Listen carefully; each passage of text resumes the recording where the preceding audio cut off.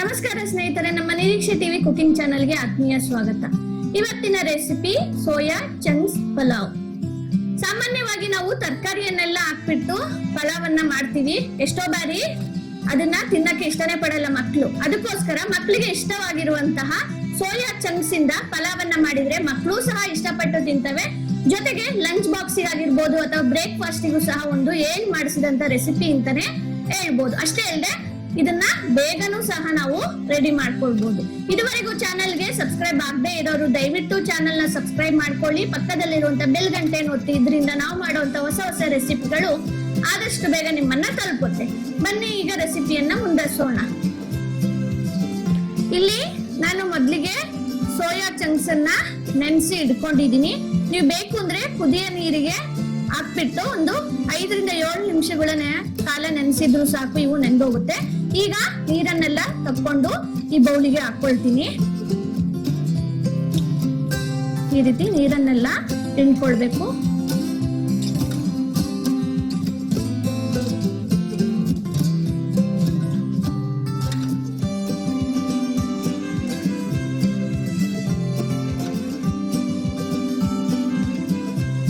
ಈಗ ನಾನು ಒಂದು ಬೌಲಿಗೆ ನೀರ್ನೆಲ್ಲ ತೆಗೆದು ಈ ಸೋಯಾ ಚಂಕ್ಸ್ ನ ಇಟ್ಕೊಂಡಿದೀನಿ. ಇದಕ್ಕೆ ಈಗ ನಾನು ಸ್ವಲ್ಪ ಉಪ್ಪನ್ನ ಸೇರಿಸಿ ಒಂದು 1/4 ಟೀ ಸ್ಪೂನ್ ಅಷ್ಟು ಉಪ್ಪನ್ನ ಸೇರಿಸ್ಕೊಳ್ತಾ ಇದ್ದೀನಿ. ನಂತರ ಇಲ್ಲಿ ಒಂದು 1/4 ಟೀ ಸ್ಪೂನ್ ಅಷ್ಟು ಟರ್ಮರಿಕ್ ಪೌಡರ್ ನ ಹಾಕೊಳ್ತಾ ಇದ್ದೀನಿ. ನಂತರ ಒಂದು 1/4 ಟೀ ಸ್ಪೂನ್ ಅಷ್ಟು ರೆಡ್ ಚಿಲ್ಲಿ ಪೌಡರ್ ನ ಹಾಕೊಳ್ತಾ ಇದ್ದೀನಿ. ನಂತರ ಇದಕ್ಕೆ ನಾನು ಒಂದು ಸ್ವಲ್ಪ ಅಂದ್ರೆ 1-2 ಟೇಬಲ್ ಸ್ಪೂನ್ ಅಷ್ಟು ನಾನು ಇಲ್ಲಿ ಕರ್ಡ್ ಅಂದ್ರೆ ಮೊಸರನ್ನ ಹಾಕೊಳ್ತಾ ಇದ್ದೀನಿ.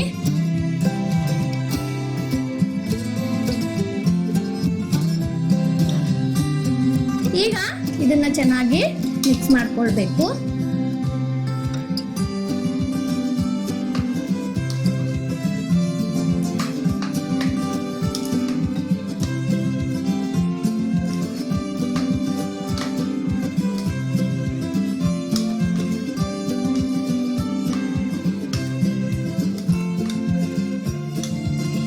ಈಗ ಈ ಸೋಯಾ ಚಂಕ್ಸ್ ಮಿಕ್ಸ್ಚರು ರೆಡಿ ಆಗಿದೆ.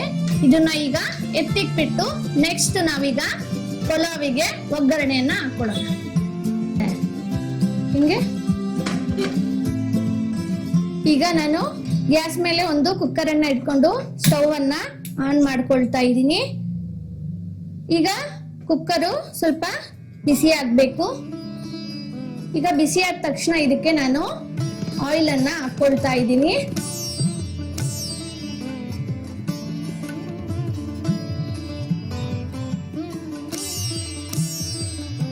ಈಗ ಆಯಿಲ್ ಸ್ವಲ್ಪ ಬಿಸಿ ಆಗ್ಲಿ.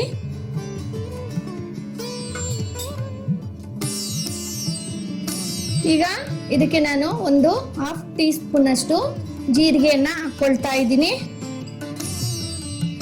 1-2 ಇಂಚು ಚಕ್ಕೆನ ಹಾಕೊಳ್ತಾ ಇದ್ದೀನಿ. ಒಂದು ಲವಂಗನ ಏಲಕ್ಕಿಯನ್ನ ಹಾಕೊಂಡಿದ್ದೀನಿ. ಒಂದು 4 ಲವಂಗನ ಹಾಕೊಳ್ತಾ ಇದ್ದೀನಿ. ನಂತರ ಮರಾಠ ಮೊಗ್ಗನ್ನ ಹಾಕೊಳ್ತಾ ಇದ್ದೀನಿ. ಇದನ್ನ ಚೆನ್ನಾಗಿ ಮಿಕ್ಸ್ ಮಾಡ್ಕೊಳ್ಳೋಣ. ಈಗ ಇದಕ್ಕೆ ನಾನು ಜಜ್ಜಿಟ್ಕೊಂಡಿರುವಂತ ಬೆಳ್ಳುಳ್ಳಿಯನ್ನ ಹಾಕೊಳ್ತಾ ಇದ್ದೀನಿ. ನೀವು ಬೇಕಾದ್ರೆ ಸಣ್ಣಕ್ಕೂ ಸಹ ಕಟ್ ಮಾಡ್ಕೊಳ್ಬಹುದು. ಇಲ್ಲಿ ನಾನು ಜಜ್ಜಿಟ್ಕೊಂಡಿದ್ದೆ ಅದನ್ನ ಹಾಕೊಳ್ತಾ ಇದ್ದೀನಿ. ನಂತರ ಒಂದು ಕಡ್ಡಿಯಷ್ಟು ಅಂದ್ರೆ ಒಂದು ಎಸ್ಲು ಕರಿಬೇವನ್ನ ತೆಗೆದಿಟ್ಕೊಂಡಿದ್ದೆ ಅದನ್ನು ಹಾಕೊಳ್ತಾ ಇದ್ದೀನಿ.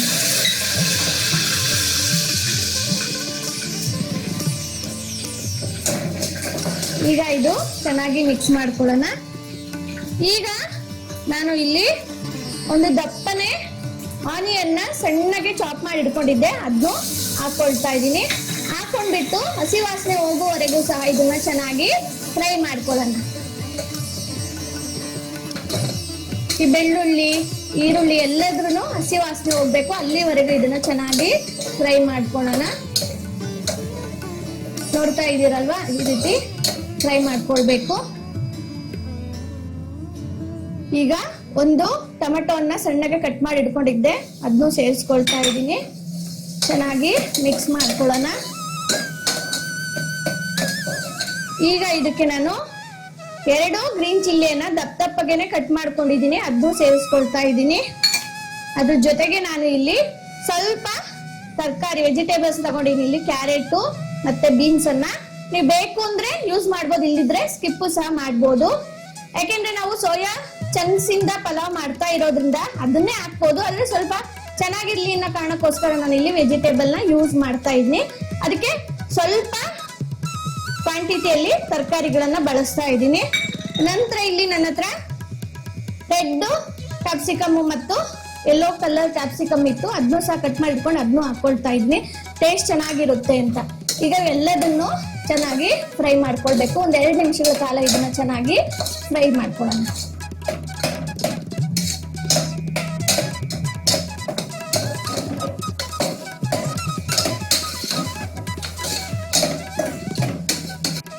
ಈಗ ಇಲ್ಲಿ ನಾನು ಒಂದು 1/2 ಟೀ ಸ್ಪೂನ್ ಅಷ್ಟು ಜೀರಾ ಪೌಡರ್, ಒಂದು 1/2 ಟೀ ಸ್ಪೂನ್ ಅಷ್ಟು ಗರಂ ಮಸಾಲ, ಮತ್ತೆ ಒಂದು 1/2 ಟೀ ಸ್ಪೂನ್ ಅಷ್ಟು ಟರ್ಮರಿಕ್ ಪೌಡರ್ ನ ಹಾಕೊಳ್ತಾ ಇದ್ದೀನಿ. ನಂತರ 1 ಸ್ಪೂನ್ ಅಷ್ಟು ನಾನಿಲ್ಲಿ ರೆಡ್ ಚಿಲ್ಲಿ ಪೌಡರ್ ನ ಹಾಕೊಳ್ತಾ ಇದ್ದೀನಿ. ಇದಾದ ನಂತರ ರುಚಿಗೆ ತಕ್ಕಷ್ಟು ಉಪ್ಪನ್ನ ಹಾಕೊಳ್ತಾ ಇದ್ದೀನಿ.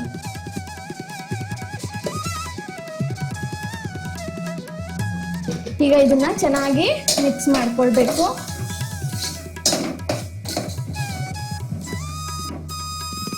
ಈಗ ಇಲ್ಲಿ ತರಕಾರಿ ಮತ್ತು ನಾವು ಹಾಕಿರುವಂತ ಸ್ಪೈಸಸ್ ಎಲ್ಲ ಚೆನ್ನಾಗಿ ಬೆಂದಿದೆ. ಇವಾಗ ನಾನು ಮೊದಲಿಗೆ ಸೋಯಾ ಚಂಕ್ಸ್ ಮಿಕ್ಸ್ಚರ್ ಮಾಡಿಟ್ಕೊಂಡಿದ್ನಲ್ಲ ಅದನ್ನ ಸೇರಿಸ್ಕೊಳ್ತಾ ಇದ್ದೀನಿ.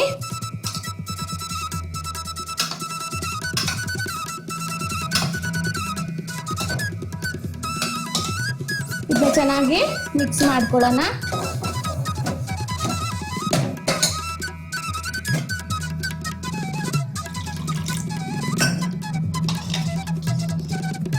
ಆ ಸೋಯಾ ಚಂಕ್ಸ್ ಮಿಕ್ಸ್ ಮಾಡಿರೋಂತ ಸ್ವಲ್ಪ ಮೊಸರು ಇತ್ತಲ್ಲ ಅದನ್ನ ಕ್ಲೀನ್ ಆಗಿ ತೊಳೆದು ಹಾಕೊಳ್ತಾ ಇದ್ದೀನಿ.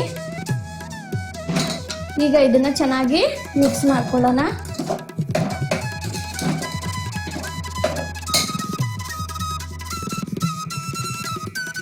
ಇಲ್ಲಿ ನಾನು ಅರ್ಧ ಗಂಟೆ ಮುಂಚೆನೆ ಬಾಸುಮತಿ ರೈಸ್ ಅನ್ನ ತೊಳೆದು ನೆನೆಸಿಟ್ಕೊಂಡಿದ್ದೆ. ಈಗ ಚೆನ್ನಾಗಿ ನೆಂದಿದೆ, ಇದನ್ನ ಹಾಕೊಳ್ತಾ ಇದ್ದೀನಿ.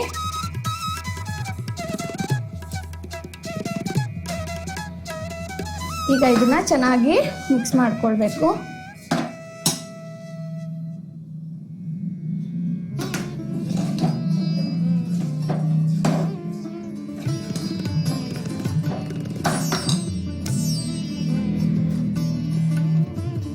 ಇಲ್ಲಿ ನಾನು 1 ಗ್ಲಾಸ್ ಅಷ್ಟು ಅಕ್ಕಿಯನ್ನ ತಗೊಂಡಿದ್ದೆ, ಅದಕ್ಕೆ 1.5 ಗ್ಲಾಸ್ ಅಷ್ಟು ನಾನಿಲ್ಲಿ ವಾಟರ್ನ ಸೇರಿಸ್ಕೊಳ್ತಾ ಇದ್ದೀನಿ. ಇದನ್ನ ಚೆನ್ನಾಗಿ ಮಿಕ್ಸ್ ಮಾಡಿದ ನಂತರ ಒಂದ್ಸತಿ ಟೇಸ್ಟ್ ನೋಡಿ, ಉಪ್ಪು ಬೇಕು ಅಂದ್ರೆ ಇನ್ನೊಂದ್ ಸ್ವಲ್ಪ ಸೇರಿಸ್ಕೊಳ್ಬಹುದು. ನಾನಿಲ್ಲಿ ಇನ್ನೊಂದ್ ಸ್ವಲ್ಪ ಉಪ್ಪನ್ನ ಸೇರಿಸ್ಕೊಳ್ತಾ ಇದ್ದೀನಿ. ಈಗ ಇದನ್ನ ಚೆನ್ನಾಗಿ ಮಿಕ್ಸ್ ಮಾಡಿ ಈಗ ಲಿಡ್ ಅನ್ನ ಮುಚ್ಚೋಣ. ಇದನ್ನ ಒಂದು 3 ವಿಷಲ್ ಬರೋವರೆಗೂ ಇದನ್ನ ಕೂಗಿಸ್ಕೊಳ್ಬೇಕು.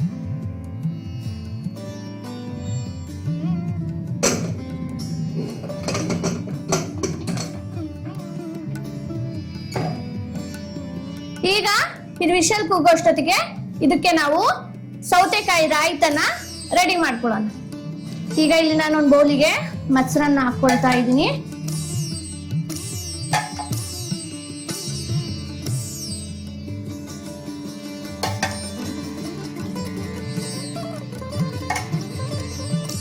ಈಗ ಸ್ವಲ್ಪ ನೀರನ್ನ ಹಾಕೊಂಡು ಇದನ್ನ ಚೆನ್ನಾಗಿ ಬೀಟ್ ಮಾಡ್ಕೊಳ್ತೀನಿ, ಅಂದ್ರೆ ಗಂಟಿರಬಾರ್ದು ಆ ರೀತಿಯಾಗಿ, ಯಾಕೆಂದ್ರೆ ಗಟ್ಟಿ ಮೊಸರಲ್ಲ, ಅದಕ್ಕೆ ಸ್ವಲ್ಪ ನೀರನ್ನ ಸೇರಿಸ್ಕೊಂಡು ಈ ರೀತಿ ಬೀಟ್ ಮಾಡ್ಕೊಂಡ್ರೆ ಗಂಟಿಲ್ದೇ ರೀತಿಯಾಗಿ ರೆಡಿ ಮಾಡ್ಕೊಳ್ತೀನಿ. ಇದಕ್ಕೆ ಉಪ್ಪನ್ನ ಸೇರಿಸ್ಕೊಳ್ಳೋಣ, ರುಚಿಗೆ ತಕ್ಕಷ್ಟು ಉಪ್ಪನ್ನ ಸೇರಿಸ್ಕೊಳ್ಳಿ. ಈಗ ನಾನು ಸಣ್ಣಗೆ ತುರಿದಿಟ್ಕೊಂಡಿದ್ನಲ್ಲ ಸೌತೆಕಾಯಿನ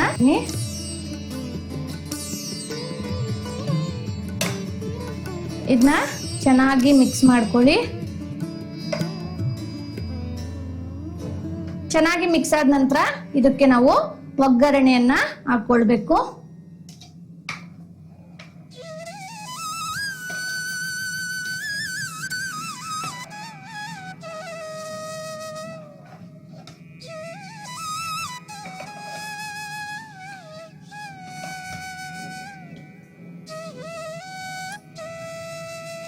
ಈಗ ಇಲ್ಲಿ ನಾನು ಗ್ಯಾಸ್ ಮೇಲೆ ಒಂದು ಪ್ಯಾನ್ ಅನ್ನ ಇಟ್ಬಿಟ್ಟು ಸ್ಟವ್ ಅನ್ನ ಹಚ್ಕೊಂಡಿದ್ದೀನಿ. ಇದು ಸ್ವಲ್ಪ ಬಿಸಿ ಆದ್ಮೇಲೆ ನಾನು ಆಯಿಲ್ ಅನ್ನ ಹಾಕೊಳ್ತಾ ಇದ್ದೀನಿ. ಇಲ್ಲಿ 1/4 ಟೀ ಸ್ಪೂನ್ ಅಷ್ಟು ಸಾಸಿವೆಯನ್ನ ಹಾಕೊಳ್ತಾ ಇದ್ದೀನಿ. ಇದು ಚಟಪಟ ಅಂದ ನಂತರ ನಾನಿಲ್ಲಿ ಒಂದು 1/4 ಟೀ ಸ್ಪೂನು ಜೀರನ್ನ ಹಾಕೊಂಡಿದ್ದೀನಿ. ಈಗ ಇದು ಸಹ ಚಟಪಟ ಅಂತ ಆಗ್ತಾ ಇದೆ. ಈಗ ನಾನು ಇಲ್ಲಿ ಒಂದು 2 ರೆಡ್ ಚಿಲ್ಲಿನ ಕಟ್ ಮಾಡಿ ಇಟ್ಕೊಂಡಿದ್ದೆ, ಅದನ್ನೂ ಸಹ ಹಾಕೊಂಡು ಅದು ಚಟಪಟ ಅನ್ಬೇಕು. ಆ ರೀತಿ ಒಂದ್ಸತಿ ಕ್ಲೀನಾಗಿ ಈ ರೀತಿ ಮಿಕ್ಸ್ ಮಾಡ್ಕೊಳ್ತೀನಿ.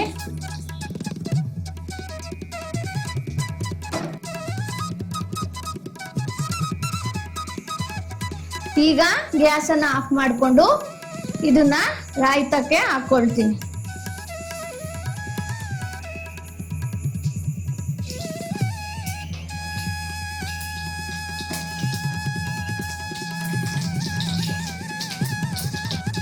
ಇದನ್ನ ಇದಕ್ಕೆ ಹಾಕೊಳ್ತಾ ಇದ್ದೀನಿ.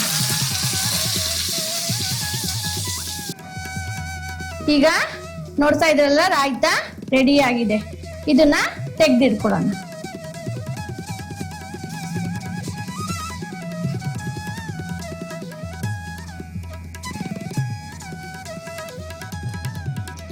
ಇವಾಗ ವಿಷಲ್ ಬಂದಿದೆ. ಈಗ ಕುಕ್ಕರ್ನ ಓಪನ್ ಮಾಡ್ಕೊಳ್ಳೋಣ. ನೋಡ್ತಾ ಇದೆಯಲ್ಲ ಎಷ್ಟು ಚೆನ್ನಾಗಿ ರೆಡಿ ಆಗಿದೆ ಅಂತ. ಇದನ್ನ ಚೆನ್ನಾಗಿ ಒಂದ್ಸತಿ ಮಿಕ್ಸ್ ಮಾಡ್ಕೊಳ್ಳೋಣ. ಈಗ ಇದನ್ನ ನಾನು ಒಂದು ಪ್ಲೇಟ್ಗೆ ಸರ್ವ್ ಮಾಡ್ಕೊಳ್ತೀನಿ.